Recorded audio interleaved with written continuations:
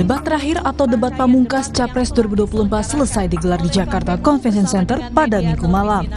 Debat ini menjadi akhir dari rangkaian debat jelang 9 hari pencoblosan. Tema yang diangkat mengenai kesejahteraan sosial, kebudayaan, pendidikan, teknologi informasi, kesehatan, ketenagakerjaan, SDM, dan inklusi. Capres nomor urut 1 Anies Baswedan saat debat menyinggung bansos seharusnya dikembalikan untuk kepentingan yang diberi, bukan pemberi bansos. Memastikan hidup sehat dan bila sakit ada pertolongan cepat, tumbuh cerdas dengan biaya terjangkau, keluarga sejahtera karena upahnya layak, dan bila membutuhkan diberikan bansos sesuai kebutuhannya, bansos plus, bukan memberikan bansos untuk kepentingan yang memberi, tapi untuk kepentingan yang diberi, dan warga negara yang bangga dengan negaranya. Capres nomor urut 2 Prabowo Subianto menyebut Indonesia masih kekurangan dokter sebanyak 140.000 dokter. Jika terpilih, Prabowo juga akan membangun 300 fakultas kedokteran di Indonesia. Percepat mengatasi kekurangan dokter di Indonesia. Kita kekurangan sekitar 140.000 dokter. Dan itu akan kita segera atasi dengan cara kita akan menambah fakultas kedokteran di Indonesia. Dari yang sekarang 92, kita akan membangun 300 fakultas kedokteran. Kita juga akan mengirim 10.000 anak-anak pinter. Dari SMA, lulusan SMA, kita akan beri beasiswa ke luar negeri untuk belajar kedokteran. Dan 10.000 lagi untuk belajar sains, teknologi, engineering, dan matematik, kimia, biologi, dan fisika. Sementara Capres nomor urut 3 Ganjar Pranowo menyebut pejabat harus memberi contoh teladan politik masa kini. Salah satunya mundur dari jabatannya agar tidak ada konflik kepentingan. Politik kali ini itu mesti diberikan contoh. Demokrasinya harus lebih baik, demokratisasi berjalan baik, kemudian contoh atau teladan pemimpin yang juga baik dan tidak ada konflik kepentingan seperti Pak Mahfud contohkan, dia mundur. Agar ini membangun integritas yang baik. Dan tentu saja keresahan yang muncul baik dari Gusmus, Muhammadiyah, Romo Van Magnis, Gunawan Muhammad, dan kampus-kampus mesti menjadi catatan kita bersama. Bahwa kita dalam konteks ber-Indonesia, berbudaya, semua dalam koridor yang baik. Debat terakhir ini terbilang berjalan biasa. Berbeda dengan debat sebelumnya yang terjadi saling serang saat debat berlangsung. Cawapres nomor urut 1 Muhaimin Iskandar mengatakan, dalam debat yang terpenting adalah adu gagasan dan tidak melulu soal saling serang. Debat ini kan yang paling penting adalah tujuannya. Saya setuju dengan calon presiden saya, insya Allah presiden 2024. Hasil perjalanan panjang hampir setahun ini, ketemu bersalaman dengan semua orang itu, kesimpulannya negara tidak boleh cuek, pemerintah tidak boleh abai, negara harus memberikan sebanyak-banyak kebutuhan rakyat terpenuhi sehingga usai debat terakhir dan terlihat semua program dan gagasan mereka, kini tinggal menghitung hari untuk masyarakat Indonesia menentukan siapa yang akan menjadi pemimpin negeri ini untuk 5 tahun ke depan. Tim Liputan Kompas TV.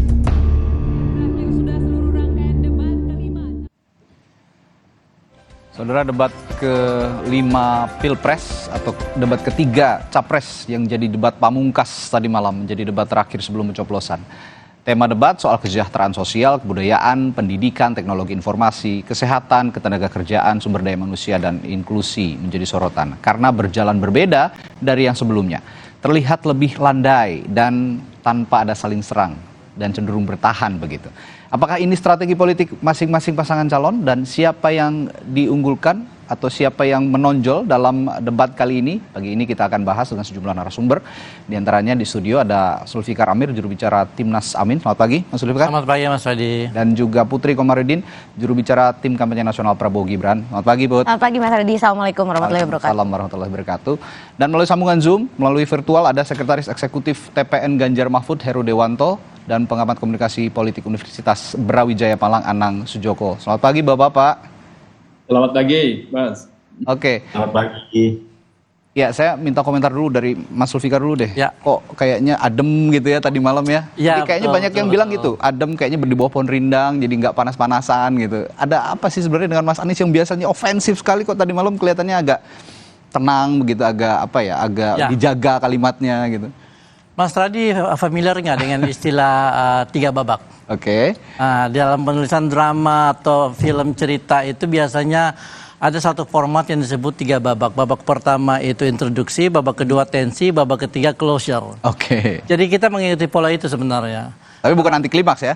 Bukan nanti klimaks, klimaksnya udah lewat. Oke. Ya kan kemarin kan. Dan kita melihat bahwa topik terakhir itu adalah topik paling penting dari seluruh topik debat yang kita lakukan selama ini gitu. Karena ini adalah alasan kenapa kita mendirikan Republik Indonesia, yaitu untuk menciptakan masyarakat dan bangsa yang sejahtera. Dan kesejahteraan sosial itu adalah cita-cita dari pendiri bangsa. Dan karena itu kita ingin agar pembicaraan mengenai kesejahteraan sosial, baik itu pendidikan, kesehatan, lapangan pekerjaan, inklusivitas dan sebagainya itu dibicarakan dalam suasana yang adem. Oke. Ya kan? Dan kita ingin memaparkan data selengkap mungkin sehingga masyarakat dan para pemilih itu bisa menilai secara objektif apa-apa yang menjadi permasalahan selama ini, seperti yang dipaparkan oleh Pak Anies di dalam openingnya, di mana ketimpangan sosial itu adalah salah satu masalah fundamental yang harus diselesaikan dan selama ini masih sering diabaikan. Dan bagaimana caranya agar ketimpangan sosial ini itu bisa dikurangi melalui berbagai program-program yang ditawarkan oleh pasangan Anies Baswedan dan Muhaimin Iskandar. Oke. Jadi bukan karena pada saat debat sebelumnya ada sepertinya penurunan elektabilitas karena menyerang itu tadi? Sebenarnya tidak. Jadi ya tentu kita melihat efek itu juga ya. Selalu ada proses yang bersifat dinamis di situ.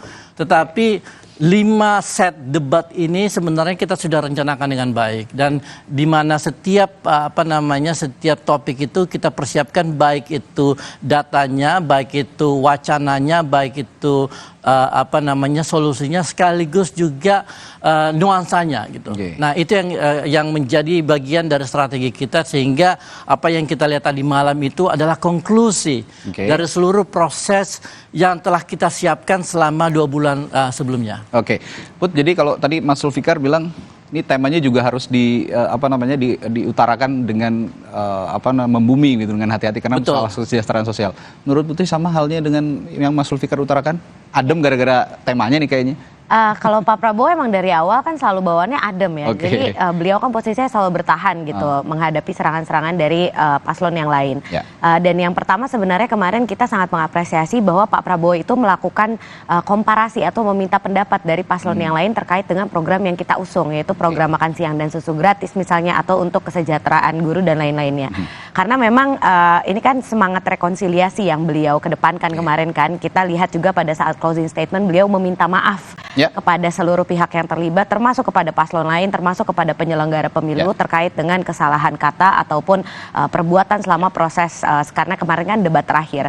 Jadi di sini beliau menunjukkan posisi beliau yang memang adalah sebuah negara, ada seorang negarawan, dan memang ini menjadi salah satu hal yang sangat penting bagi seorang pemimpin itu untuk bisa mengakui bahwa kita pun akan ada kalanya bisa salah gitu. Jadi sebagai generasi muda saya sangat mengapresiasi apa yang Pak Prabowo lakukan semalam, dan saya sangat berharap karena kemarin debatnya sudah dipertunjukkan dengan begitu aman, damai, sejahtera, dan relatif semua paslon bisa menyampaikan program dan visi misinya dengan baik.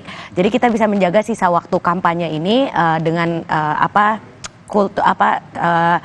iklim yang relatif lebih damai, sehingga nanti pada tanggal 14 pencoblosan itu masyarakat bisa mencoblos sesuai dengan hati nuraninya, seperti yang disampaikan oleh Pak Prabowo juga. Saya juga mencatat semangat rekonsiliasi yang kamu bilang tadi, Bud, soal Pak Prabowo mengatakan nanti setelah saya terpilih begitu, yang nggak milih saya juga akan saya rangkul begitu, kira-kira itu semangat rekonsiliasi yang sepertinya diutarakan oleh Pak Prabowo tadi malam pada saat konklusi atau menyampaikan closing statementnya. Saya akan ke Pak Heru ya, Pak Heru.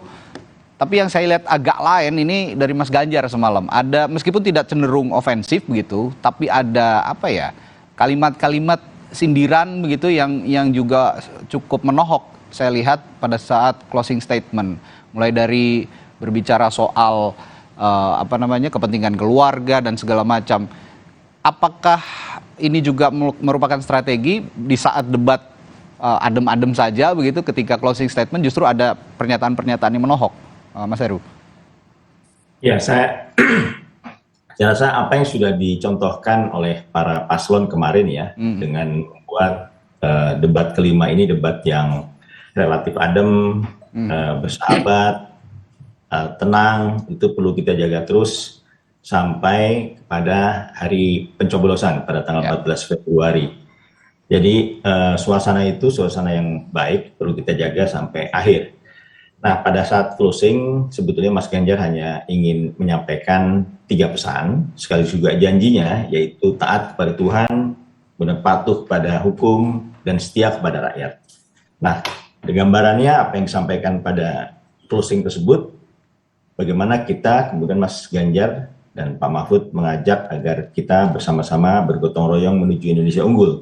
Dan tidak lupa pula saya rasa Mas Ganjar juga menyampaikan terima kasih atas titipan harapan dari masyarakat selama Mas Ganjar berkeliling lebih dari 3.000 titik di seluruh Indonesia, di mana Mas Ganjar menerima titipan harapan di pundaknya dan juga pundak Pak Mahfud, dan itu yang akan dibawa Mas Ganjar apabila nanti terpilih menjadi pemimpin negara ini.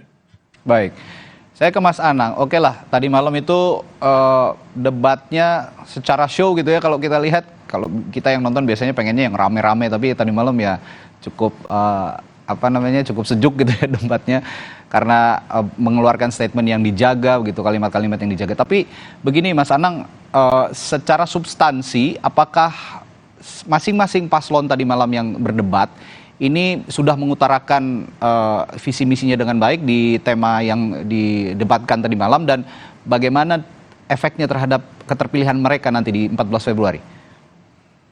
Ya, baik. Terima kasih Mas dan juga Bapak, Ibu atau Mas Mbak yang ada di studio. Ya, terkait masalah visi misi, saya kira semuanya sudah terpenuhi ya, karena bagaimanapun juga itu kan sudah disiapkan secara matang oleh tim sukses masing-masing di belakang kan. Ketika menyampaikan visi misi yang semuanya ada, itu kan sudah ada skenario lah yang tertata dengan apik, dan permasalahannya kemudian adalah ketika proses menjawab pertanyaan, kemudian saling bertanya dan menjawab, itulah kemudian ujian apakah yang disampaikan itu betul-betul dikuasai. Dan kemarin memang ada beberapa hal yang kelihatan, ada yang kemudian menguasai apa yang telah disampaikan pada visi misi, dan ada juga yang tidak menguasai lah, semacam itulah. Itu hanya sebagai sebuah statement yang sudah memang betul-betul disiapkan oleh orang banyak lah dan oleh pakar-pakar. Begitu Mas. Baik, berarti memang secara substansi juga tidak kabur lah ya, masih bisa dipahami oleh kita yang menonton, dan tentunya sebagai preferensi kita untuk memilih di tanggal 14 Februari nanti. Saya akan ke Mas Heru lagi, dan nanti juga bisa disanggah oleh Putri ini sebagai yang berdebat tadi malam ini. Pak Prabowo dan Mas Ganjar menyoroti soal stunting. Ini Mas Ganjar ini tidak setuju dengan makan siang gratis, dan sempat agak panas juga ngomongin internet gratis itu, katanya juga mendingan makan gratis daripada internet gratis kalau Pak Prabowo bilang begitu, dan itu disindir oleh Mas Ganjar. Apa maksud kalimat dari Mas Ganjar ini, Mas Heru? Ya, jadi kalau kita bicara internet gratis ya, kalau kita boleh mulai dari situ, ini kan salah satu tugas negara kan memastikan bahwa tidak ada satu orang pun yang tertinggal. Dan salah satu sumber kesenjangan adalah masalah akses kepada informasi. Akses kepada informasi itu adalah kewajiban negara agar semua warga negara memiliki akses yang sama terhadap informasi. Karena itulah program Gratisin itu diusung oleh Mas Ganjar dan Pak Mahfud untuk memastikan bahwa hak ekosok ya untuk menerima akses yang sama terhadap informasi dijamin, diberikan. Nah, sambil menunggu penyelesaian infrastruktur digital yang masih belum merata, di mana akses internet baru mencapai 79%, maka kemarin di akhir pada saat press conference Mas Ganjar menyampaikan satu alat yang namanya SatSetNet. Nah, itu adalah alat yang dipakai untuk menyelesaikan masalah digital divide yang ada di mana daerah-daerah 3T banyak yang belum bisa menerima akses kepada internet. Ini alat ini adalah suatu contoh konkret bagaimana Mas Ganjar dan Pak Mahfud secara cepat merespon masalah yang ada di daerah-daerah yang tidak memiliki akses pada internet. Nah itu adalah contoh. Kemudian satu lagi tadi terkait dengan apa tadi Mas, satu lagi ya? Ya, tadi soal komparasi makan siang gratis dan internet gratis, ada komparasi itu dan itu disanggah oleh Mas Ganjar. Ya kalau internet itu, kalau kemudian satu lagi saya ingat mengenai stunting ya. Stunting, saya rasa Mas Ganjar menjelaskan bahwa bagaimana mengatasi stunting itu adalah justru pada saat ibu-ibu ini sedang hamil gitu ya, dimulai dari saat menikah, sebelum menikah itu sudah diberikan penyuluhan mengenai pernikahan itu sendiri, kemudian bagaimana ibu hamil itu dijaga kesehatannya sehingga anak-anak yang lahir nanti tidak stunting. Persoalannya adalah bagaimana anak-anak ini ya, kalau nanti pada saat ibu hamil itu tidak dirawat dengan baik, diberi gizi yang cukup dan penjelasan yang cukup bagaimana merawat kesehatannya, anak-anak ini mungkin secara fisik bisa diatasi setelah dia lahir, tapi masalah otaknya ini yang menjadi persoalan. Jadi ini menjadi catatan buat kita semua bahwa masalah stunting memang harus diatasi dengan cara menjaga kesehatan para ibu hamil. Oke. Saya akan ke Putri. Putri tadi saya ingin menanyakan soal kenapa sih yang dikomparasi oleh Pak Prabowo ini makan siang gratis ini dengan internet gratis? Kira-kira apa pertimbangannya? Dan soal stunting tadi Pak Prabowo disanggah oleh Mas Ganjar karena lebih baik dipupuk itu sejak ibu hamil gitu masalah stunting ini. Apa yang ingin disampaikan oleh Pak Prabowo soal ini? Ya, pertama soal komparasi itu kan sebenarnya kita hanya menanggapi apa yang waktu beberapa bulan yang lalu itu pernah diangkat oleh Paslon 03. Jadi yang pertama kali mengangkat soal perbandingan antara program internet gratis dan makan siang dan susu gratis ini 03, makanya kita mau melanjutkan di forum debat kemarin supaya Pak Ganjar bisa menyampaikan sendiri gitu. Kenapa menurut beliau programnya beliau lebih baik daripada program Pak Prabowo. Kan itu intinya debat kan sebenarnya kan untuk bisa mengungkapkan apa yang selama ini belum didalami terkait dengan paslon dan terkait dengan program kerja dari masing-masing paslon. Itu yang pertama. Terus yang kedua, kalau soal yang Pak Ganjar sampaikan, yang paling penting adalah meningkatkan gizi untuk ibu hamilnya, toh itu memang sudah masuk dalam paketan program makan siang dan susu gratis ini. Jadi di dalam situ ada juga peningkatan gizi untuk ibu hamil. Jadi 1000 hari pertama itu sudah kita cover, dan kalau soal layanan kesehatan memang sekarang untuk ibu hamil itu kan USG dan juga cek rutinnya itu telah di cover oleh BPJS. Tapi kan masalahnya sekarang banyak puskesmas kita yang memang terkendala soal fasilitas, terutama yang ada di pelosok. Makanya Pak Prabowo juga menyampaikan soal penambahan dokter kemarin, peningkatan layanan kesehatan, rumah sakit, puskesmas yang ada di pelosok, sehingga dari mulai proses baru hamil itu ibu bisa melakukan pengecekan dengan baik, gizinya terpenuhi, sehingga begitu melahirkan sampai usia 2 tahun dia tetap bisa memastikan bahwa anak yang beliau lahirkan itu tidak terkena stunting. Dan nanti ditambah dengan gizi dari mulai tingkat usia dini sampai dengan nanti SMA, dan itu akan kita laksanakan secara bertahap tentunya, karena tentu memerlukan proses teknis yang sangat rumit. Tapi insya Allah kalau sekarang dari mulai anggaran ya kita sudah terpikirkan seperti apa, terus pelaksanaannya di masing-masing provinsi dan kabupaten kota akan seperti apa. Jadi ketika nanti insya Allah Pak Prabowo dilantik, ini program sudah siap untuk jalan. Sebenarnya kan tema tadi malam itu sebenarnya Pak Prabowo banget kalau dari awal mengampanyekan soal makan siang gratis, susu gratis. Tapi kenapa nggak terlalu ngotot ya Pak Prabowo untuk mempertahankan mengemukakan visi misi soal makan siang dan susu gratis itu tadi malam tidak terlalu tampak greget gitu. Apa yang kurang dari cara mengemukakan pendapat soal visi misinya ini? Sekarang kan gini, yang namanya suatu kebijakan itu kan memang harus disempurnakan kan ya, dan Pak Prabowo pun menyadari itu bahwa kebijakan yang kita usung ini tentu perlu banyak masukan dari berbagai belah pihak, bukan hanya dari tim kampanye nasional saja gitu, tapi juga perlu dari ahli, akademisi, dan juga tentu kritik dan masukan dari paslon 01 dan 03. Makanya Pak Prabowo tidak ngotot karena beliau paham bahwa semakin banyak pendapat yang kita bisa akomodir di dalam program ini akan semakin sempurna, sehingga tujuan kita untuk membawa program ini bisa benar-benar bermanfaat untuk seluruh anak-anak muda Indonesia itu bisa benar-benar tercapai. Kalau egois kan belum tentu nanti tujuannya bisa tercapai gitu. Oke. Ini lebih ke meminta pendapat begitu ya, meminta pendapat pasangan calon lain, dan sepertinya juga pendapat pasangan calon lain meskipun ada sanggahan-sanggahan tidak yang terlalu kritis tadi malam, ini tidak seperti biasanya saya melihatnya. Nah kalau Mas Anies tadi malam yang saya catat yang cukup menohok pertanyaan ataupun pembahasan soal bansos. Ya. Tadi malam bantuan sosial ini sampai beberapa kali dimention oleh Mas Anies, terutama yang belakangan ini lagi rame katanya dipolitisasi. Betul. Ada tujuan khusus membahas bansos di debat tadi malam? Oh ya tentu. Jadi kalau kita lihat bansos ini kan adalah program yang ada di mana-mana. Tidak hanya ada di Indonesia, tetapi juga ada di Amerika Serikat, ada di Jepang, ada di Inggris, Jerman, Australia dan sebagainya. Kenapa ini ada di banyak negara? Karena bansos itu adalah instrumen ekonomi sebenarnya. Instrumen ekonomi yang memiliki manfaat sama seperti barang-barang publik yang lain, misalnya sekolah, misalnya listrik, ya, jalan raya dan sebagainya. Dan bansos ini itu adalah sebuah program yang memang ditujukan bagi kelompok-kelompok yang berada pada level ekonomi paling bawah, ya kan, untuk menyelamatkan mereka dari jatuh pada level yang lebih parah lagi gitu.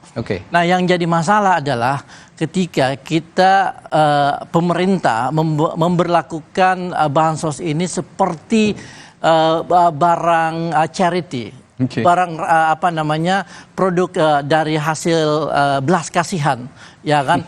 Lalu kemudian terjadi praktek personifikasi di mana bansos ini diberikan oleh atas nama seseorang, seakan-akan orang ini tuh punya kebaikan hati yang sangat dalam dan kemudian punya keprihatinan dan kemudian memberikan kepada orang-orang yang membutuhkan. Padahal bansos ini diambil dari pajak. Ya kan, bansos ini adalah hasil dari pajak yang dibayar oleh setiap warga negara Indonesia yang kemudian dijadikan program untuk membantu kelompok-kelompok rentan gitu. Nah, alangkah sangat tidak etis ya ketika bansos yang merupakan hasil dari pajak itu dipakai untuk memberi keuntungan politik terhadap orang tertentu yang mempersonifikasi program bansos ini untuk mendapatkan keuntungan politik. Nah, itulah yang terjadi selama 2 minggu terakhir dan akan dilakukan dan sedang dilakukan oleh pemerintah sekarang, yaitu Pak Joko Widodo. Jadi ini adalah sebuah bentuk kebijakan yang sangat tidak etis karena dia memanfaatkan program yang datang dari keringat warga Indonesia untuk dalam membayar pajak lalu kemudian dipersonifikasi untuk mendapatkan keuntungan politik.